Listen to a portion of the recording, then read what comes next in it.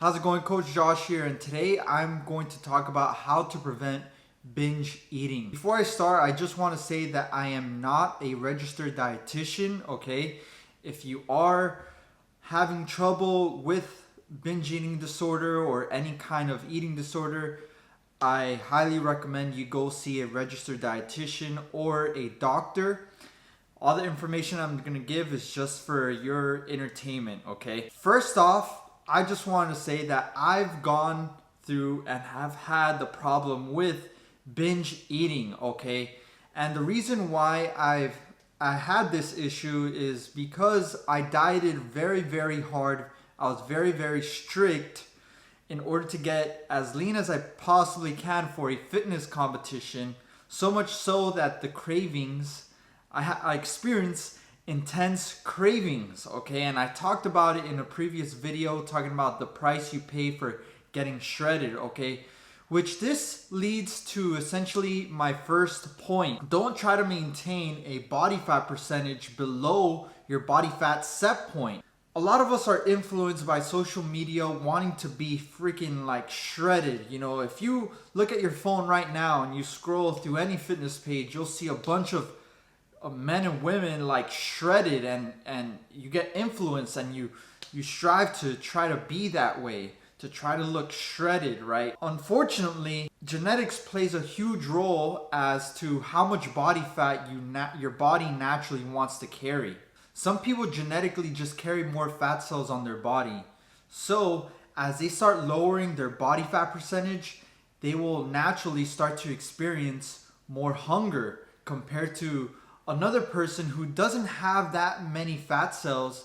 They will experience the same amount of hunger, but they start off at a much leaner body fat percentage. Not to say that you can't get lean, but some people have a set point of where their body wants to naturally stay at. So some people, they naturally can maintain a 10% body fat without experiencing any hunger. Other people, their body naturally wants to stay at probably around 40% body fat, and they don't experience any hunger unless they start going below 40% body fat. This is called your body fat set point, and it's all determined by your genetics. Not to say that you can't get shredded, but you will start experiencing extreme hunger much sooner than someone else who naturally can stay much leaner. So don't compare yourself to anyone else. Just try to be better than where you are right now. For the most part, if you're morbidly obese, then you can improve. You can go down to a healthy body fat percentage. But don't compare yourself to someone who's already shredded and has the genetics to be shredded. Okay? Don't worry about anyone else. Worry about your journey, worry about bettering yourself and being better than you were yesterday. The whole goal for you should be to get healthy and to be healthy, okay? So don't get so influenced by all these other fitness influencers. So I can go more in depth into body fat set point, and I can do that for another video, but essentially, again, your body naturally wants to be at a certain body fat percentage. That's all based off of your genetics.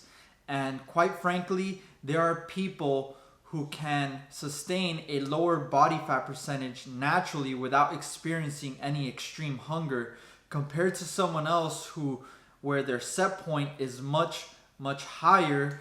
And unfortunately, if they go below that body fat percentage, that threshold, they will start experiencing intense hunger. Now, tip number 2 on how to prevent binging is out of sight, out of mind, all right? You gotta know which foods that trigger you to eat a lot. And this is very important to understand and to know. Some people are triggered by chips. Other people are triggered by cereal. Other people are triggered by chocolate. Other people are triggered by ice cream. Some people are triggered by all these things, and they have to find the replacement for these foods, okay? Which is my approach, okay? So if you know what kind of food triggers you to overeat, it's very important that 1, you keep it out of the house, and 2, try to find something a much healthier option that will allow for you to replace that food so you can still somewhat enjoy it. So for example, when it comes to ice cream, I can't just open a pint of ice cream and eat half of it. If I just eat one spoonful, I'm gonna end up eating the whole entire pint, okay? That's just the way I am. And I know a lot of people that are like this. And I'm sure you are too watching this video. So what's a better alternative? Protein ice cream, okay? So if you don't follow Coach Greg Doucette, his protein ice cream recipe where he puts frozen fruit, a little bit of almond milk, xanthan gum, protein powder, you blend it up. It creates a nice thick consistency of ice cream, which is an awesome replacement for regular ice cream. You know, you're essentially just eating fruits and protein powder. And this will allow for you to be a little bit more creative with your ice cream and create the flavor that you want. So tip number 3, follow a diet that controls your hunger. It's very important that you eat foods that fill you up, that taste good, and it's something that you can sustain. Essentially low calorie dense foods, okay? You gotta incorporate more fruits and vegetables into your diet because these foods fill you up and have little calories. It's very important that you try to find ways to incorporate low calorie dense foods into your diet so that you can stretch out your stomach with a little bit of calories. One of my favorite things to incorporate are like vegetable wraps. I like incorporating the protein ice cream. That's low calorie dense food. Popcorn is a really good low calorie dense foods. These are all ideas that I've gone from, again, Coach Greg Doucette. He's the master of low calorie dense foods. So tip number 4 is don't plan your binges. Okay, you gotta follow a diet that you can follow year round. It's gotta be enjoyable. If you're just sticking to chicken, broccoli, rice all week, you're gonna end up binging during the weekends. If you really enjoy steak, if you really enjoy pizza, if you really enjoy these foods and you're not feeding that craving, eventually holding that craving will cause you to eventually binge on it in the weekends. So it's very important that you try to find creative ways to include these foods into your diet so you can curb that craving and you can stay satiated. One of my favorite brands is California Pizza. They're frozen pizzas. It really helps me curb my craving for pizza. It's low in calories, it's high in protein. At the same time, you can always have a pizza and allow yourself to have a slice. But the issue comes is when you start beating yourself up for it and thinking that eating that slice is something bad and then you have to punish yourself for it. No, just allow yourself to have the slice, savor it, enjoy it, and be mindful with the amount that you're eating. A lot of times when we restrict ourselves too hard, we feel like we're almost kind of naughty for eating these foods, so we end up binging on it because we feel like it's the last time that we're ever gonna be able to eat it, so we start feeling guilty, and it just creates a weird dynamic with how you think about food, okay? Just allow yourself to have a pizza slice, okay? And don't beat yourself up for it and really enjoy it, savor it. Don't feel guilty about it, okay?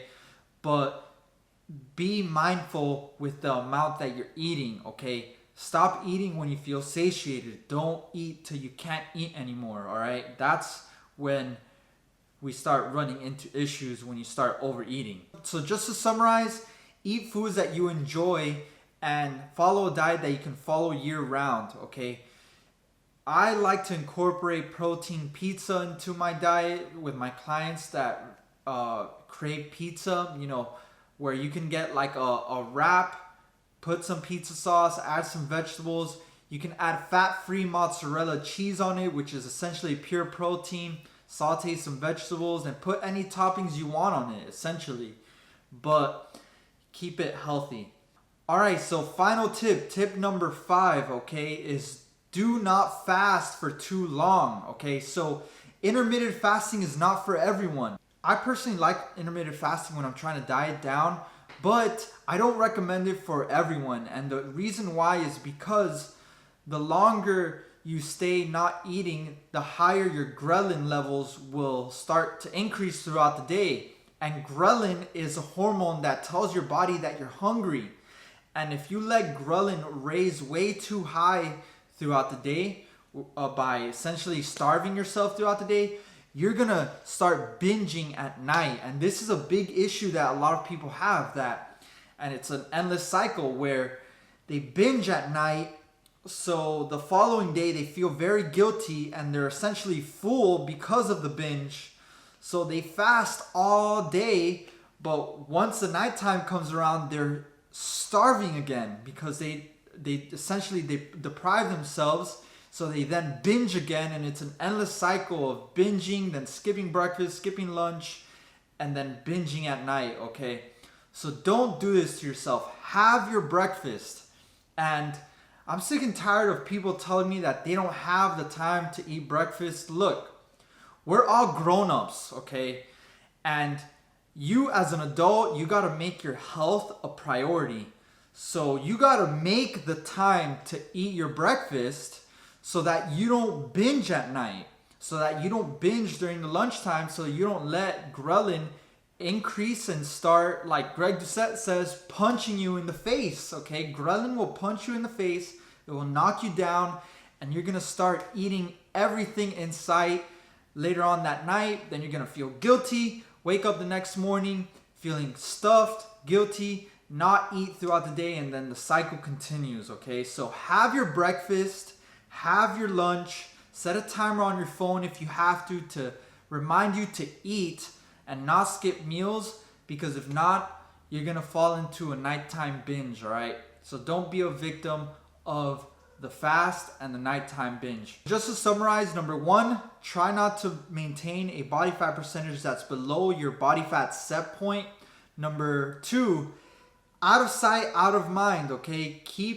Know what your trigger foods are and keep them out of the house. Number three, follow a diet that controls your hunger. So try to incorporate low calorie dense foods into your diet to fill you up. Number four, don't plan binges, okay? So don't be too strict. Follow a diet that you can stick to year round. And if you're interested in coaching, just comment 30 pounds down below and I'll give you more information regarding my coaching program, where I'll create a done-for-you meal plan, a workout program, and you'll have full access to me, where I'll keep you accountable over the next 90 days to make sure that you break through any roadblocks and stay on top of your training and nutrition, all right? Hope this was helpful. Thanks for watching. Peace.